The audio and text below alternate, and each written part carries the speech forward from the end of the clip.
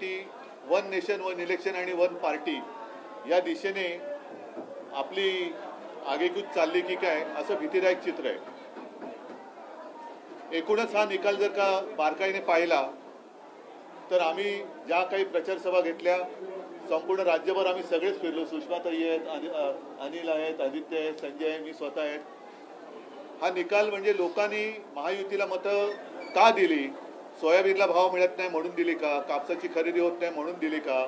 महाराष्ट्रातले उद्योग गुजरातला नेले जातात म्हणून दिले का? महिलांची सुरक्षितता वाऱ्यावरती सोडली गेले म्हणून दिली का? म्हणजे नेमकं कळत नाही की कोणत्या प्रेमापोटी तर हा शब्द चुकीचा आहे, रागापोटी अशी ही लाट जणू काय उसळले हे कळत नाहीये। हा निकाल अनाकलनीय आहे आणि याच्या मागचं गुपित हे काही दिवसामध्ये तर शोधावं लागेल। तूर्त मी महाराष्ट्राच्या जनतेला सांगतोय की आपण निराश होऊ नका, खचून जाऊ नका। काही जण म्हणतात की हा ईव्हीएमचा विजय आहे, असूही शकतो, पण महाराष्ट्राच्या जनतेला हा निकाल मान्य असेल तर मग कोणीच काही बोलण्याची गरज नाहीये। पण जर मान्य नसेल तर त्यांना सांगतो की आम्ही प्राणपणाने महाराष्ट्रासाठी लढत राहू, महाराष्ट्राच्या हितासाठी आम्ही लढत राहू। कोणी काही म्हटलं तरी महाराष्ट्राच्या जनतेला मी वचन देतो की आम्ही तुमच्या सोबत आहोत। हा जो विजय आहे महायुतीचा लाडकी बहीणचा इम्पॅक्ट असल्याचं म्हटलं जाते। लाडकी बहीणचा इम्पॅक्ट जर का असेल तर मग बाकीच्या ज्या काही गोष्टी या उघड दिसत होता, आपण सुद्धा रिपोर्टिंग केलेलं आहे। मी तेच म्हटलं की सोयाबीनला भाव नाही आहे, कापूस खरेदी होत नाही, शेतकऱ्याच्या डोक्यावरती कर्ज चढलेलं आहे, बेरोजगारी वाढते आहे, महिला असुरक्षित आहेत, ह्या अशा अनेक गोष्टी आहेत, बेकारी वाढते आहे। तर लाडकी बहीण पेक्षा ज्या महिला आमच्या सभेला प्रचंड संख्येने येत होत्या त्यांच्यासमोर प्रश्न होता की घर कसं वाढवायचं, चालवायचं, कारण महागाई वाढते म्हणजे वाढती महागाईची शाबासकी म्हणून या सरकारला मत दिलं का? आणि आता मला एक असं वाटतं प्रामाणिकपणे, हा टोमणा नाही, की यावेळेला तरी अस्सल भाजपचा कोणतरी मुख्यमंत्री होईल अशी अपेक्षा आहे किंवा आशा आहे। महाराष्ट्र विकास आघाडीचं आम्ही फार प्रामाणिकपणाने वागलो हे चुकलं की काय असं मला वाटतंय।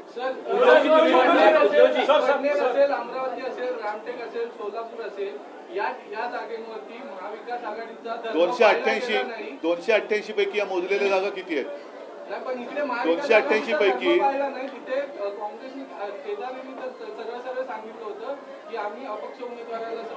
बरोबर आहे, पण 288 पैकी या जागा किती आहेत आणि अशाच काही जागा या त्यांच्याकडे पण आहेत। पण म्हणून मी म्हटलं ना की अशी लाट उसळले असं काय नेमकं यांनी काम केले ते तिथे दाखवा ना। पण आणखीन एक गोष्ट अशी आहे की ठीक आहे, आता ते जिंकलेले तर आहेत, त्याच्यामुळे त्याच्यात मला त्यांचं अभिनंदन करण्यामध्ये मला कुठे कद्रूपणा दाखवायचं नाहीये। मी त्यांचं अभिनंदन करतो आणि आता निवडणूक आयोगाने स्थगिती दिलेली लाडकी बहीण ही योजना पूर्ववत चालू करून त्याच्यात 2100 रुपये दर महिना ते द्यायला लागतील। शेतकऱ्यांचं कर्जमुक्त ते लवकर करतील आणि जी काही त्यांनी आश्वासनं दिलेत ती नंतर कोणी बोलू नये की असा जुमला तर निवडणुकीच्या वेळेला करावा लागतो। या सगळ्या आश्वासनांची पूर्तता त्यांनी लवकरात लवकर करावी अशी माझी मागणी आहे।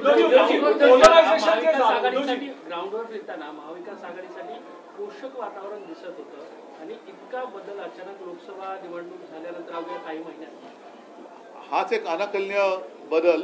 आणि मला असं वाटतं की कोरोनाच्या काळामध्ये कुटुंब प्रमुखाप्रमाणे माझं ऐकणारा महाराष्ट्र हा माझ्याशी असा वागेल याच्यावरती माझा विश्वास नाहीये। कारण मी जे सांगत आलो त्याच तळमळीने याही वेळेला मी महाराष्ट्राला मनापासून तळमळीने सांगितलं होतं आणि असा हा माझा महाराष्ट्र हा असा वागेल याच्यावरती माझा विश्वास नाहीये। नक्की काहीतरी गडबड है। हिंदू मुस्लिम एक पोलराइजेशन दिखाई दिया, खुल के बात कर रहे थे, बटेंगे तो कटेंगे, आपको लगता है ये कुछ नहीं चला क्योंकि बेकारी तो कुछ चीजें ऐसी होती कि जो सेक्युलर होती है, जैसे बेकारी है, महंगाई है, वो सेक्युलर है। सभी को महंगाई की मार पड़ रही है, सभी को जो बेरोजगारी है वो सता रही है, तो ऐसे कुछ नहीं। एकनाथ शिंदे यांच्या शिवसेनेच्या जवळपास 55 जागा आलेल्या आहेत, त्यांचं असं म्हणणं आहे की या निकालातून बाळासाहेबांचे विचारांचे खरे पहिली गोष्ट आहे की इथेच पहिला मुद्दा असा आहे की 2.5 वर्ष होऊन सुद्धा न्यायालयातनं आम्हाला निकाल मिळत नाही। तो निकाल मिळण्याच्या आधी निवडणूक घेतली जाते अजूनही आमच्या नावाचा निशाणीचा अपात्रतेचा निकाल लागत नाही आणि त्याच्या पलीकडे जाऊन ही निवडणूक घेतली जाते. त्यांना चिन्ह आणि नाव देऊन इथेच तर मोठी गफलत आहे. मग शेवटी विश्वास ठेवायचा कोणावर? त्यांचं म्हणणं आहे की गावावर असं त्यांचं म्हणणं आहे. एकनाथ शिंदे असं म्हणणं आहे की आता बरं ऐका एक मिनिट. त्यांना म्हणा की आता पहिलं देवेंद्रच्या हाताखाली तुम्हाला काम करावं लागेल. तर पहिलं तुमचा बंगला कोणता तो निवडा.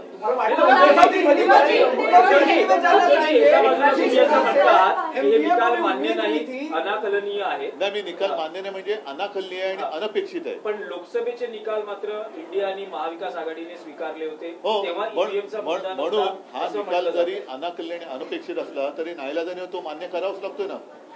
आम्ही अमान्य असं मी म्हटलेलं नाहीये की निकाल अनाकलनीय आणि अनपेक्षित आहे, पण तो निकाल लागलेला आहे. आणि इकडेच अनाकलनीय आणि अनपेक्षित ह्या शब्दाचा तुम्हाला नेमका अर्थ कळेल की 4 महिन्यामध्ये लोकसभेमध्ये लागलेला निकाल एवढा बदलू कसा शकतो. असं नेमकं या सरकारने असे कोणते दिवे लावलेत? रोषणाई केले त्यातले पैसे तर गेले, पण असे कारभार कोणते दिवे लावले? महानगरपालिकेची आहे, मुंबई महानगरपालिकेची तारीख लागले का? पण आता बघू ना. शरद पवारांशी बोलणं झालं का? काँग्रेसचे दिग्गज नेते बाळासाहेब थोरात, देशमुख शरद पवारांशी किंवा मग काँग्रेसच्या बड्या नेत्यांशी नाही, अद्याप बोलणी झालेली नाहीये. मी आता पहिल्या प्रथम आपल्याशी बोलतोय आणि आपल्या माध्यमातून मी जनतेशी बोलतोय.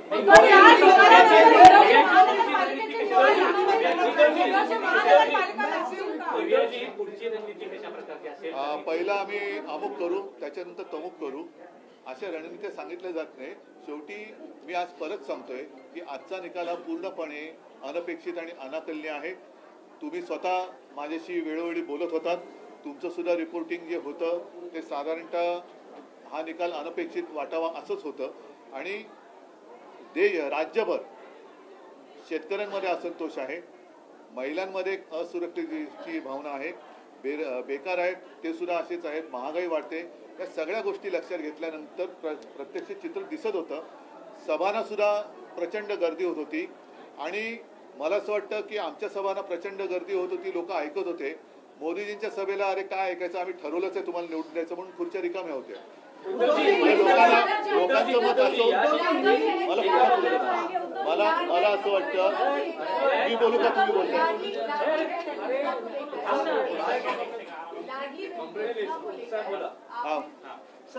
नाही, मला असं वाटतं की आमच्या सभांना प्रचंड गर्दी होत होती, आमचं भाषण पूर्णपणे ऐकत होते.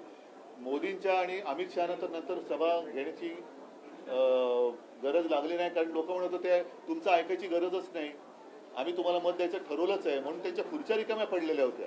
म्हणजे लोकांनी एवढं पक्क केलं होतं का की यांच्या सभेला जाण्याची गरजच नाही, यांचं सगळंच पटलं आम्हाला. म्हणजे रिकाम्या सभांचे व्हिडिओ फोटो सगळे येत होते. त्यांचं भाषण चालू असताना लोक सभा सोडून जात होते. मग हे लोक अर्धवट भाषणं त्यांची ऐकून मतं ठरवत होती का? हा एक संशोधनाचा विषय.